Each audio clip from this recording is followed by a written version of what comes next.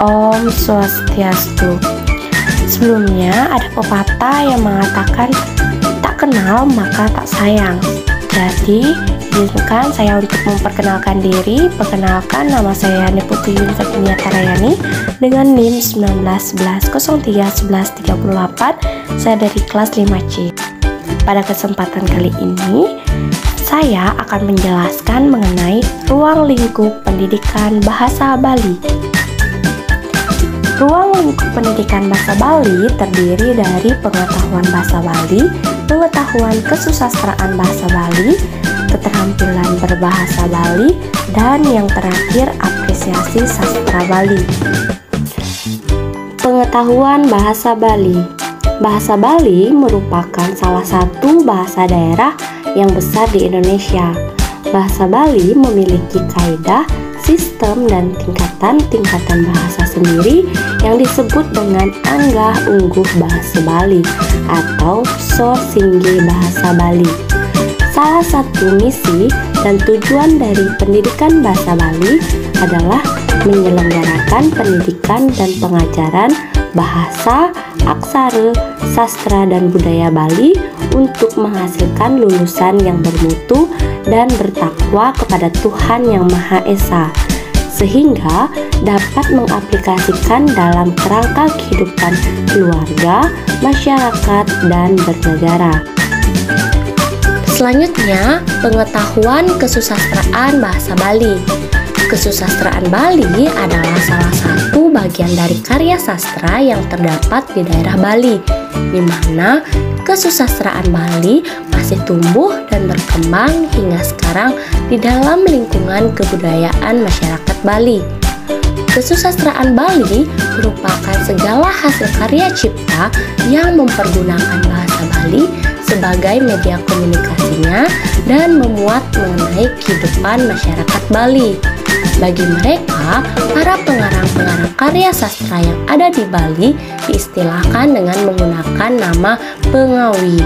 Namun, para pengarang-pengarang karya sastra dalam bahasa Indonesia bisa kita sebut dengan penyair ataupun sastrawan. Secara umum, kesusastraan Bali terdiri dari kesusastraan Bali Purwa atau tradisional dan kesusastraan Bali Anyar atau modern.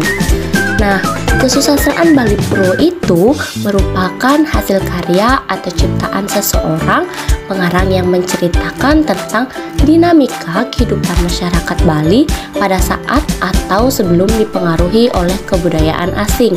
Contohnya, tembang, gancaran, dan palewake. Nah, selanjutnya, kesusastraan Bali Anyar merupakan hasil karya atau ciptaan seorang pengarang yang menceritakan tentang kehidupan masyarakat Bali yang telah dipengaruhi oleh dunia luar. Contohnya seperti Satwa Dawe atau yang biasa dikenal dengan novel. Selanjutnya ada Satwa Bawa, dalam bahasa Indonesia dikenal dengan cerpen, dan ada juga drama dan lain-lainnya. Nah, selanjutnya ada keterampilan berbahasa Bali. Secara umum, keterampilan berbahasa itu dapat dibagi menjadi 4, yaitu menyimak, berbicara, membaca, dan menulis. Nah, apa itu menyimak, berbicara, membaca, dan menulis? Mari kita sama-sama membahas mengenai keterampilan berbahasa. Pertama, menyimak. Menyimak atau mendengarkan adalah keterampilan berbahasa untuk dapat memusatkan perhatian dan mencerna informasi-informasi yang ada. Dalam hal ini, untuk melatih keterampilan berbahasa dalam menyimak, kita dapat sering-sering menyimak atau mendengar diskusi dan pembicaraan yang dibawakan oleh orang-orang dengan latar belakang yang berbeda dengan kita. Semakin kita fokus dalam menyimak dan semakin beragam latar belakang berbicara, maka kemampuan keterampilan berbahasa kita dalam menyimak dan mendengarkan akan semakin terasah. Kemudian, berbicara. Bahasa adalah alat untuk berkomunikasi. Kita berkomunikasi dengan orang lain, mengekspresikan ide-ide kita, dan juga memahami ide-ide orang lain. Maka dari itu, alat komunikasi Bali akan berfungsi maksimal ketika faktor-faktor yang menunjang keterampilan produktifnya dikuasai. Keterampilan berbicara diperlukan untuk dapat mengungkapkan ide atau gagasan yang ada pada diri kita. Ide atau gagasan itu tidak hanya disampaikan, tetapi dapat dicerna dengan jelas oleh si penerima informasi.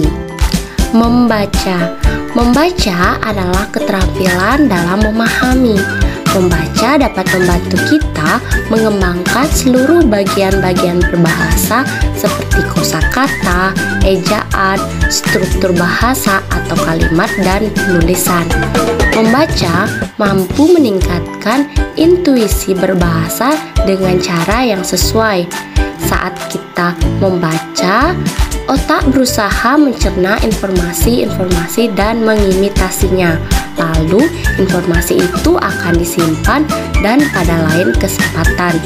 Informasi ini dapat kita gunakan untuk berbicara maupun menulis. Nah, keterampilan berbahasa yang terakhir yaitu menulis. Menulis adalah kegiatan mendokumentasikan informasi ke dalam suatu sarana tulis.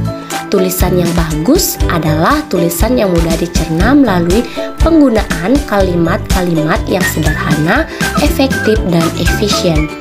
Ketika seorang dapat dengan mudah memahami pokok bahasan suatu tulisan, maka tulisan itu dapat dianggap bagus karena ditulis dengan terampil. Keterampilan menulis pun tidak dapat tumbuh sendiri tanpa adanya penguasaan keterampilan berbahasa yang lain. Selanjutnya, saya akan menjelaskan mengenai apresiasi sastra Bali. Kata apresiasi berasal dari bahasa Inggris, yaitu appreciation, yang berarti kemampuan mengungkapkan perasaan.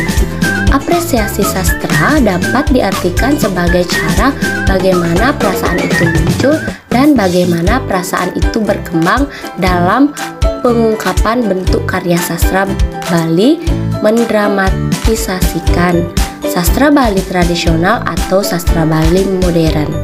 Bagaimana perasaan senang, tergugah, terharu itu muncul ketika menyaksikan ada orang membaca puisi, mendeklamasikan serta menghayati dan kemudian melakukan sebuah kegiatan, baik menulis ataupun menciptakan karya puisi baru atau menyalin, menerjemahkan isinya, kemudian ingin mengunjungi acara-acara beserta lainnya.